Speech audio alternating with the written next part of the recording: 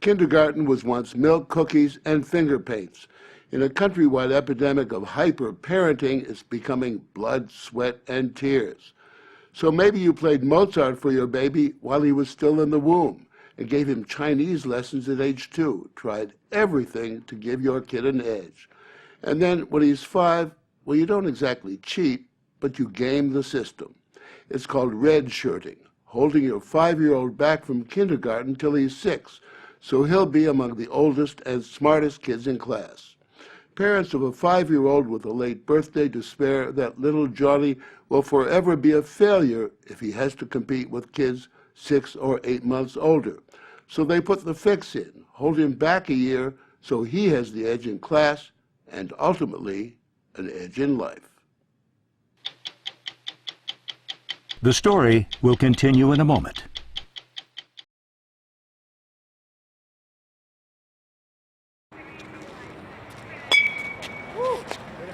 In the high-stakes world of early education, Barrett Hoffaker was unlucky enough to have a summer birthday. If he'd started kindergarten just after turning 5 in August of 2009, Barrett would have been among the youngest in his class. So his mother, Megan, played the numbers game and put him in a Canton, Georgia preschool. He went to kindergarten at age 6. We wanted to give him that extra year of growth for both size for later on as well as maturity for him. But do you think that gives him an advantage, not just in school, but in life? I think it does. I would prefer him to be an older in the class and become a leader in his environment rather than a younger and be more of a follower. Barrett is now 7, a first grader, oldest in his class and among the brightest. He was already reading when he started kindergarten and was pretty ahead of a lot of the people in his class when he started. And she has few qualms about giving Barrett a leg up on the competition. I don't think it's really cheating the system. I do whatever I think within my realm as a parent to make sure that my child is as prepared as they can be for the life challenges. And have every advantage. Yes. She's hardly alone. It used to be that everyone started kindergarten at age 5. Today, nearly a quarter of some kindergarten classrooms are populated by 6-year-olds. Kindergarten redshirting has more than tripled since the 1970s. Boys are twice as likely to be held back as girls, whites more than minorities, and rich more than poor. So, how was your day? Holly Corby had never heard of redshirting when she and her family moved to Dallas. She assumed her son Holden would start kindergarten shortly after he turned 5 in August of 2008. But she was shocked when her son's preschool teacher urged her to hold him back. And I said, what? Why? And I said, he reads. He's fully reading. He has no behavioral issues. And she said, well, he's the very youngest. And here, all the youngest boys are held back. And then there were the other parents. They started asking me, what are you going to do with Holden next year? And I said, well, I think we're going to send him to kindergarten. And they would go, I don't know about that. That's not a good idea. And they gave me all kinds of reasons. Like he'll be the last to drive and he won't get to go on dates like the other kids. There's a lot of talk of, I want my son to be a leader. I mean, academics were never mentioned. Any suggestion that you can get an edge up on the other kids? Yes, I think that there is a subtle message that we're going to have an advantage over everyone else. Corby says much of the talk among parents centered upon the work of Malcolm Gladwell, whose best-selling book, Outliers, has become the Bible for parents of 4- and 5-year-olds. In your book, you argue that the month you were born in can well dictate your success or failure in later life. In that part of the book, I'm talking about a concept called cumulative advantage. And that is the idea that a little extra nudge ahead when you're 6 can mean that you're slightly better positioned when you're 7, and that means you're slightly better positioned when you're 8, and so on. And you can see this pattern in one field after another. Like hockey, Gladwell reported that a majority of Canadian junior all-stars had one thing in common. The overwhelming number of kids are born in the first half of the year. So January, February, March. Yeah. It's kind of amazing. Look at the list. It's like January, January, January, February, February, February, February, and it's like one kid from December. You know. Gladwell says there's a simple explanation. In Canada, the birthday cutoff for junior hockey is January 1st. If the cutoff's January 1st and you're born January 5th, you're an awful lot bigger than the kid born in December. And so everyone thinks you're better.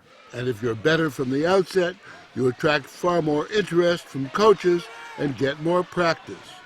Gladwell says that the predominance of winter birthdays extends into the pros. You think that at some point these early advantages would dissipate.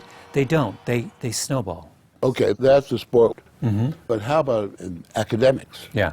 In academics, we see the same effect. The kids who are born closest to the cutoff date, who are relatively speaking, the eldest in their class, have a small but not insignificant advantage, not just in first grade, but throughout their schooling history. Gladwell cites the work of economist Elizabeth Dewey at the University of Toronto, who analyzed the data of hundreds of thousands of students in 19 countries. Even as late as the 8th grade, the older kids had higher test scores than their classmates. She believes that's because the older kids got more attention from the start. They're just older, but they look more able, so they get in the higher reading group in kindergarten, so they learn how to read a little better. And then in first grade, they know how to read a little better, so they're put in the higher reading group again. And then they know how to read a little better in first grade, and it perpetuates over time. She says the data also show that older kids are more likely to attend college. And then there's the issue that haunts so many parents, popularity. I have a study looking at leadership effects, and I find that if you're relatively old in kindergarten, and that you're more likely to be a high school leader, a sports team captain, a club president. And so I think a lot of this works in this confidence-boosting leadership kind of capacity. When you've completed this, dare I say, rather arcane university study, did you think it would get the kind of attention it got? No, not at all, not at all. But if you had a 5-year-old, would you hold him back? If they were the very youngest, probably. Yes. The funny thing is that in the past, if you wanted your kid to get ahead, you'd want him to skip a grade. Now, in order to get ahead, you want him to stay back a year. Samuel Meisels, president of Chicago's Erickson Institute, says while redshirting may be appropriate for some kids, it mostly amounts to educational quackery. I think that as children get older, that whatever advantage is conferred by starting school a year older decreases dramatically. He says kids develop at different rates. He points to studies that show negative consequences of redshirting, including increased behavioral problems in older kids who may be bored in classes that are just too easy for them. We see more dropouts among children who are held out. We see less achievement, despite the fact that some research shows it one way, more research shows it the other way. At best, we could conclude that the research is split on this. And there's another moral lesson for the parents, which I know most parents don't want to hear, and that is, this is inequitable. Poor families can't afford the luxury of holding kids back. The sooner they get them into school, the less child care they have to deal with. But with redshirting, their children must now compete with kids who can be as much as 18 months older. I'd like to see everyone have a level playing field. Then maybe we could stop some of the panic that we're seeing among parents who are rushing to do this. And when everybody holds back, we'll start all over again, correct? Well, I suppose so, if everyone does it. So they'll be shaving in kindergarten. This is called the graying of the kindergarten.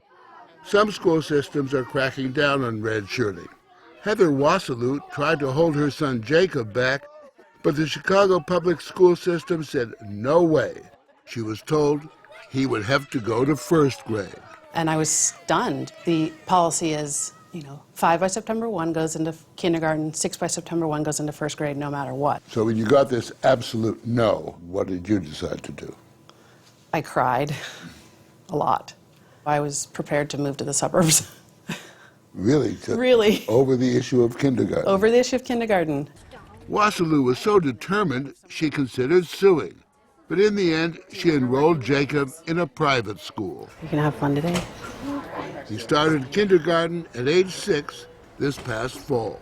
He's a little tall, but he's not any taller than the other, some of the other boys in the class. And I love the school. It's very small and intimate. And expensive, no doubt. And more expensive than public school. Yes. You're spending a lot of money on this issue that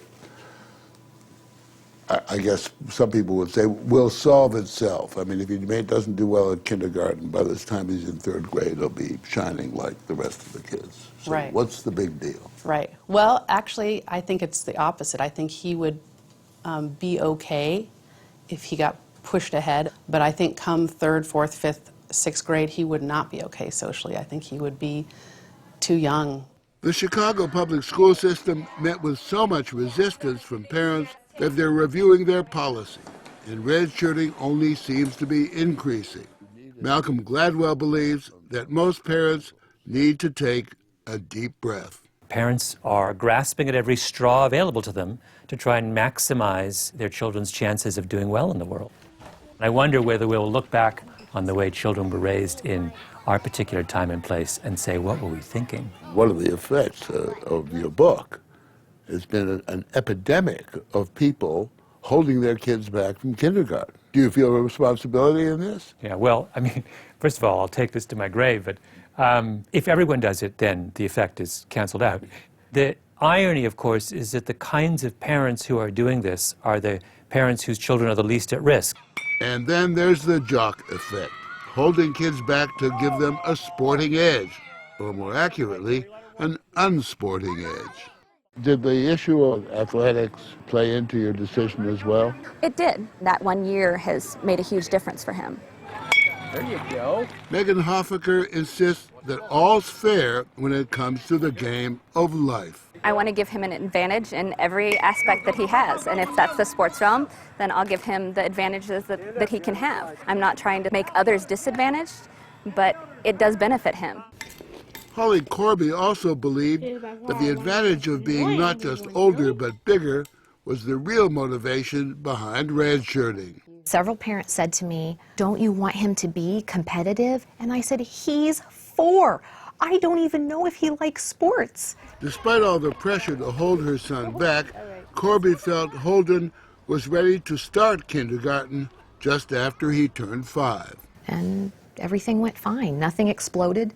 Now age 8 and in the 3rd grade, Holden Corby seems to be thriving despite being the youngest in his class. He gets excellent grades. He has never had a behavioral issue. He has lots of friends. He's absolutely normal.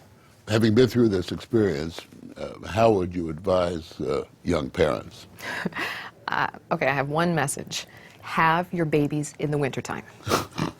If you are thinking about becoming a parent, have your babies in the wintertime, and then you will get to avoid this issue completely. Go to 60minutesovertime.com to hear the story behind our redshirting piece from Morley Safer and his producers, sponsored by Pfizer.